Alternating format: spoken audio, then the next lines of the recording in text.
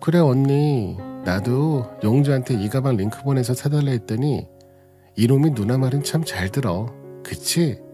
가방 색깔 봐. 너무 예쁘다. 그러게, 주위 개사업이 그렇게 잘 풀릴 줄 누가 알았겠어. 바빠서 집에도 없으니 들락날락거리기도 편하고 용주 녀석 잘 구슬리면 알아서 택배도 잘 시켜놓고 요즘 덕분에 살맛 난다. 그치 언니? 나도 매번 장바구니에 담고 구경만 하던 거 용주한테 은근슬쩍 링크 보내놓으면 알아서 시키더라고. 주인은 이런 거 알라나 몰라. 걔가 알 턱이 있겠니? 열심히 케이크 만들어서 돈 많이 벌려면 이런 거 알 시간도 없지. 택배에서 나오는 각종 잡화들을 보며 이야기를 나누는 신우들의 목소리에 참 기가 차더라고요. 근데 더 가관인 것은 저희 집 냉장고를 열어서 자기들이 들고 온 보냉백에 넣었어요. 용주야, 이 고기 누나가 가져간다. 너네 처가에서 이번에 생선을 안 보내주셨어? 우리 애들이 생선 먹고 싶다는데. 아, 다음 주에 아마 주실 것 같은데. 내가 장인어른한테 미리 얘기해 놓을게. 그럼 나는 불고기 재워놓은 거 들고 간다. 혼자 살다 보니까 이런 거 챙겨 먹는 게 왜 그렇게 힘든지. 아, 그래. 혼자 있는데 먹는 거라도 잘 챙겨야지. 다 들고 가. 우린 많으니까 괜찮아. 신우들은 냉장고에 있는 각종 고기와 여러 부식거리를 본인들이 챙겨온 큰 보냉 가방에 꾸겨 넣더니 양손 무겁게 해서 현관에 나가는 거 아니겠어요? 게다가 데리고 온 조카들은 저희 집에 있던 빵과 과자 등등 간식들을 여러 개 더 챙겨서 따라 나가는 것을 보고 그제야 왜 이렇게 자주 장을 봤는지, 부모님이 주신 먹거리들이 왜 그렇게 금방 없어졌는지 알 수 있었어요. 저는 그저 남편이 우리 아이들이 부쩍 잘 먹는다며 요리를 맨날 해준다고 하기에 그런 줄로만 알고 있었거든요. 근데 이런 장면을 보고는 기가 막혀서 말도 안 나왔어요. 게다가 첫째가 또래에 비해 마르고 빈혈 수치도 낮아서 저희 부모님이 항상 신경 써서 좋은 소고기로 매번 보내주시거든요. 소고기 좋아하는 손주 좋은 고기라도 하나 더 먹이려 보냈는데 그걸 신우들이 다 들고 가고 있었던 거죠. 그날 집으로 돌아가 남편에게 제가 본 그대로 얘기했어요. 지금껏 신우들이 사달라는 거 다 사주고 냉장고에 있는 먹거리들 모두 형님들이 다 챙겨간 거야? 그래서 생활비가 맨날 모자라고 우리 첫째가 고기 먹고 싶다 할 때마다 냉장고에 소고기가 없어서 매번 정육점 가서 또 사다가 구워주고 한 거야? 뭐? 지금껏 직장생활만 했는데 내가 애들을 하루아침에 어떻게 보겠어? 그래서 누나랑 작은 누나랑 우리 집에 와서 집안일도 거들어주고 애들도 같이 봐주고 요리도 해주고 도와줬어. 난 그게 고마워서 누나들한테 선물해준다 생각하고 누나들이 그냥 예쁘다길래 사준 거야. 누나들이 사달라고 한 것도 아니고 내가 사주고 싶어서. 당신이 누나들한테 사준 것들만 해도 내가 케이크 10개를 만들어야 되는 돈이야. 그리고 아무리 냉장고에 있는 것들을 나눠준다 해도 우리 아이들이 먹을 것 정도는 좀 놔두고 주든가 해야지. 그렇게 몽땅 다 털어서 줘버리면 우리 애들은 뭐 먹어? 어차피 애들이 입 짧아서 다 먹지도 못하고 매번 썩어서 버리는 것보단 누나들이 들고 가서 맛있게 먹는 게 낫지. 가족끼리 왜 이렇게 야박해? 누나들은 나 애 보는 거 힘들까봐 매번 우리 집에 와서 나 도와주는데. 길 가는 사람 붙잡고 물어봐.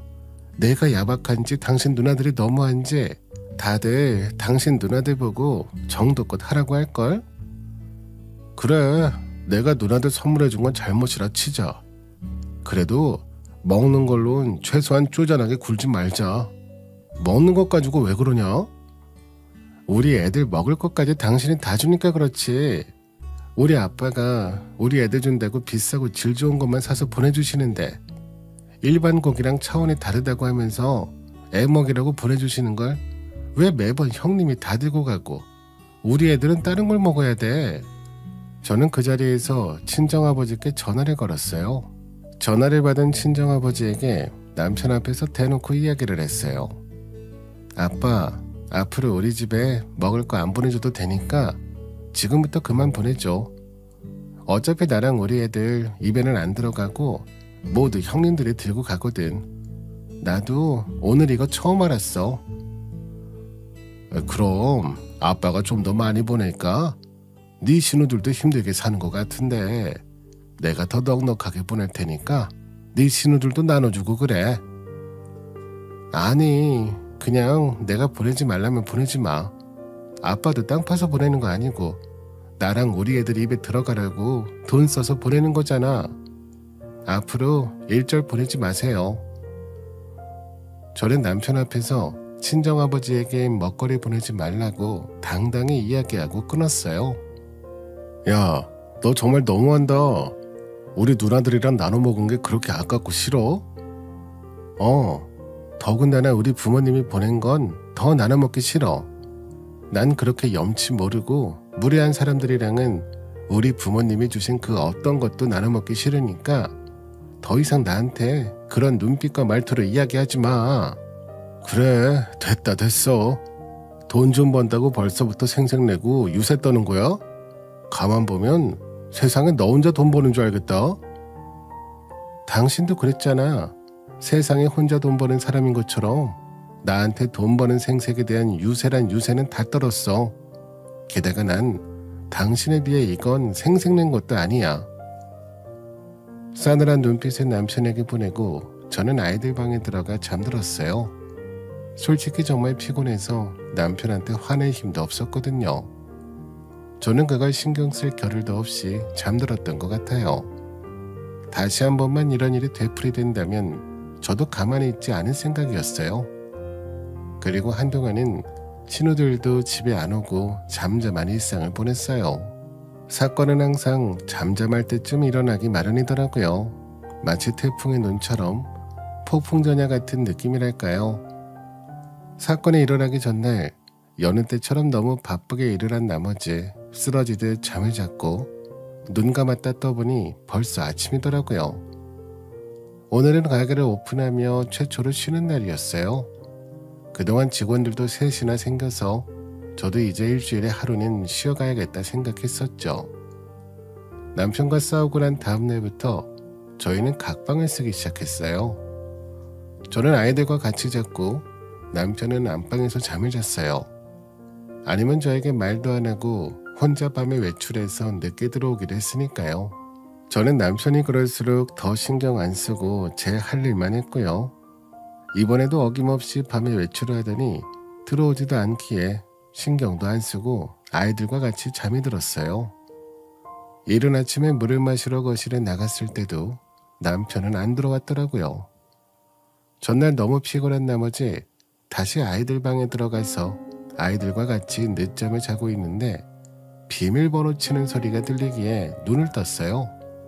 그래서 거실로 나가보니 신우들이 현관 비밀번호를 마음대로 치고 들어오는 거 아니겠어요? 신우들은 저를 보더니 화들짝 놀라며 이야기했어요. 올케, 오늘은 일 안 나갔어? 가게 대박 났다더니 직원들이 많아져서 이제 좀 쉬기도 하는가 봐. 형님, 저희 집 비밀번호를 너무 자연스럽게 누르고 들어와서 저 깜짝 놀랐어요. 우리 동생이 애들을 어떻게 혼자 보겠어. 우리가 종종 와서 조카 봐주고 하느라 비밀번호도 자연스럽게 알게 된 거지 뭐. 신우들은 현관 밖에 있던 택배들을 자연스럽게 본인들 것 마냥 들고 오더니 제 눈치가 슬쩍 보이는지 구석에 놔뒀어요. 그리고 저번에 홈캠으로 봤던 보냉백과 큰 장바구니를 손에 들고 있더라고요. 근데 장바구니랑 보냉백은 왜 들고 오신 거예요?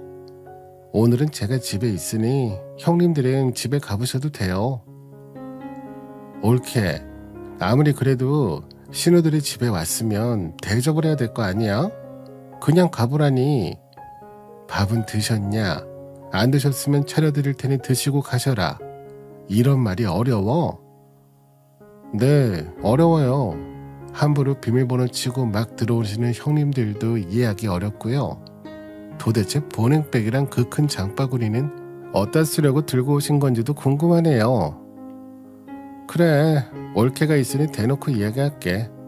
올케 이제 돈도 잘 벌고 살림살이 늘어갈 일만 남았는데 이럴 때일수록 서로 돕고 살아야 되는 거 아니겠어? 우리가 올케 돈을 들고 가는 것도 아니고 집에 있는 것 좀 나눠 가지자는 거야. 이 정도는 조카들 봐주는 우리가 할 수 있는 권리기도 하고. 그래, 언니 말이 맞아. 그래도 명색이 우리가 올케 시누이 되는 사람인데 올케가 우리를 제대로 시누이 대접해준 적이 있어. 그리고 여기 올케네 집 아니고 우리 동생도 사는 집이야. 내가 내 동생 집 오는데 뭐 허락받고 와야 되니?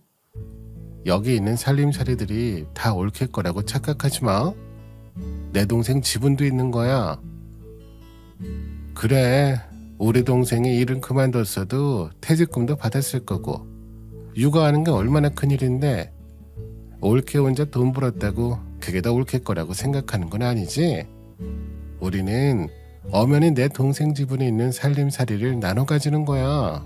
신우들은 그렇게 말하더니 큰 신우는 냉장고부터 살펴보기 시작했어요. 근데 올케, 예전에는 냉장고에 뭐가 한가득 있더니 요즘은 살림 포기했어? 없어도 뭐가 너무 없다. 대답할 가치를 못 느껴서 말문이 막혀 있는데 작은 신우는 안방에 딸려있는 드레스룸까지 들어가서 가방이나 옷들을 가지고 나와 저에게 물어보더라고요.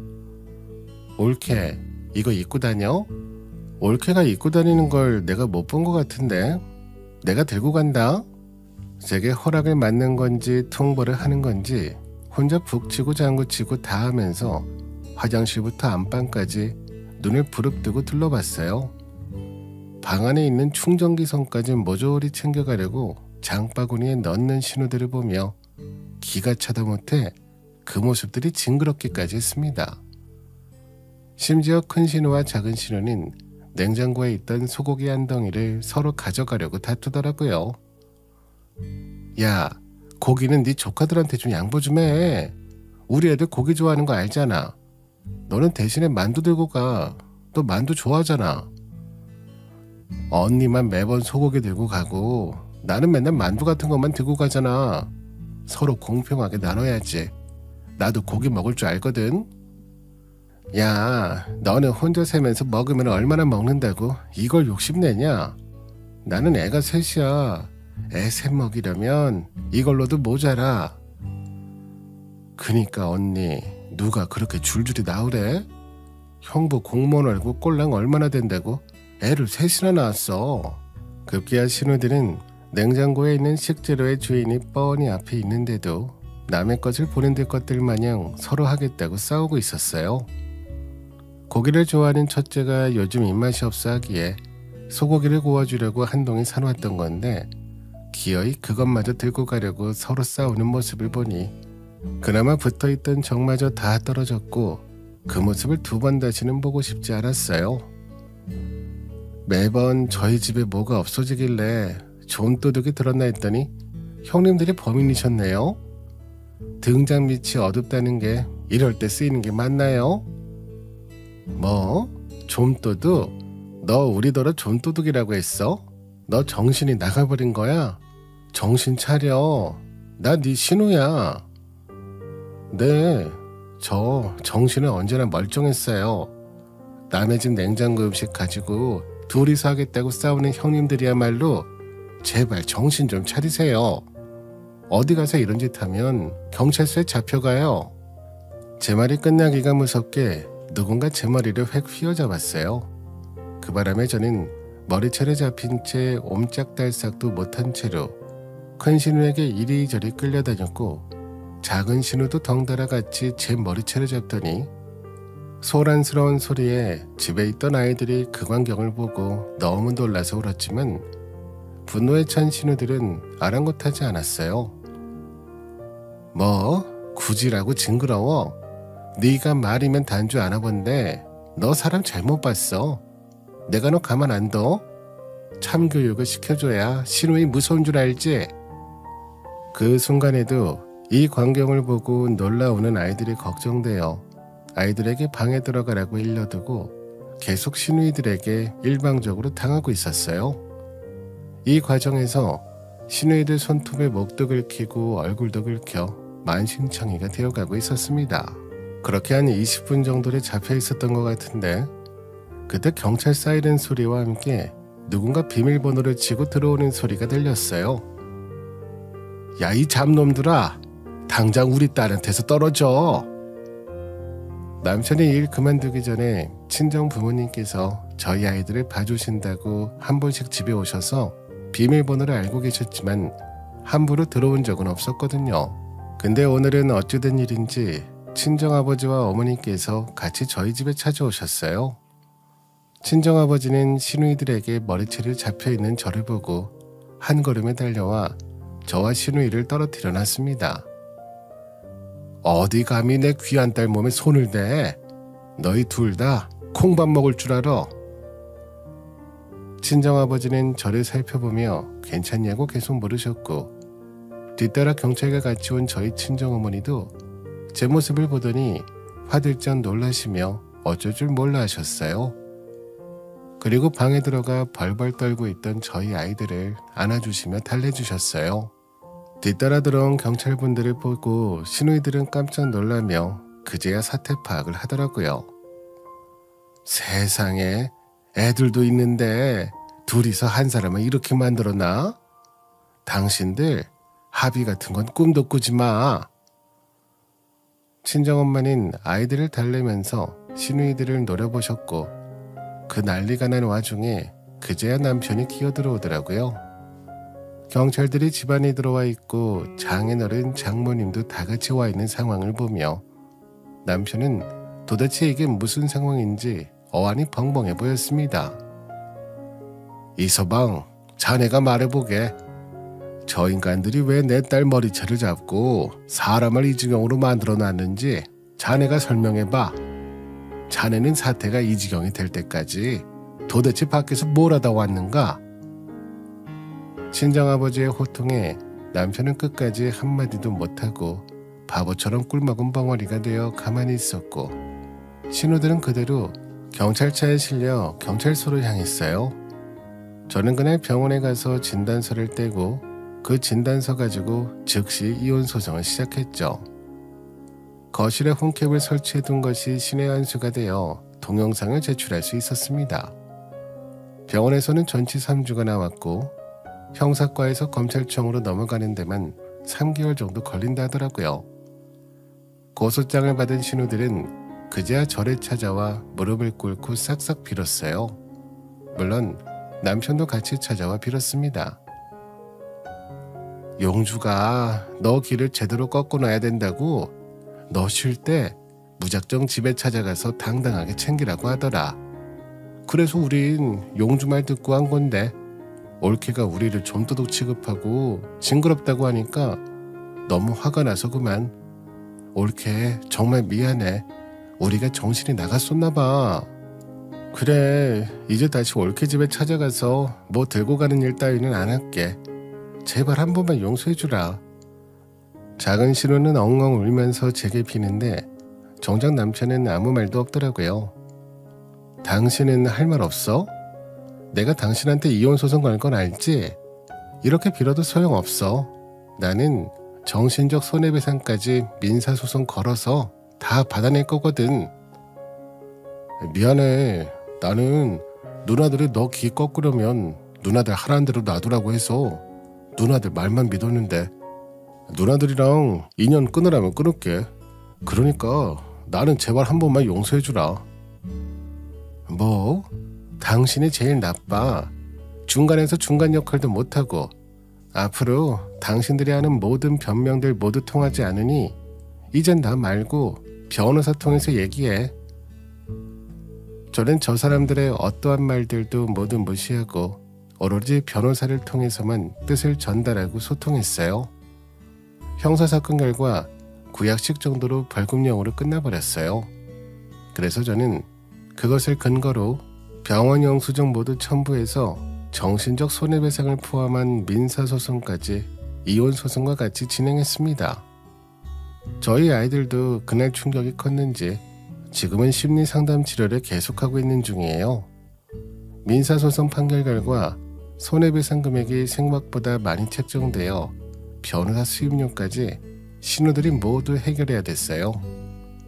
양육권도 제가 당연히 가지고 가고 살던 집은 처분해서 지금은 다른 집을 얻어 아이들과 잘 지내고 있습니다. 어떻게 해결했는지 모르겠지만 신우들은 대출받아서 제게 돈을 줬고 남편은 시댁에 들어가 살고 있다고 해요. 다시 취직해서 돈을 벌며 시아버지는 남편이 모시고 살아야 됐죠. 그래도 시아버지께서는 제게 잘해주셨는데 부디 남편이 시아버지를 잘 모시며 살길 바랄 뿐입니다. 저를 좀 인간 대접해주고 잘해줬다면 제가 사업 잘 풀리고 어련히 알아서 잘 해줬을까요? 저를 도대체 뭐라고 생각했길래 이런 상황까지 오게 된 건지 모르겠습니다. 염치라는 것을 모르고 사는 사람들이 비단 저희 신우뿐만은 아닐 거예요. 저는 염치가 가출한 시가 사람들을 만나 온갖 꼴을 다 보고 이제야 벗어났지만 제 사연을 들으시는 청취자분들은 부디 염치를 아는 정상적인 사람들만 인연이 되기를 바라겠습니다. 제 이야기 들어주셔서 감사합니다.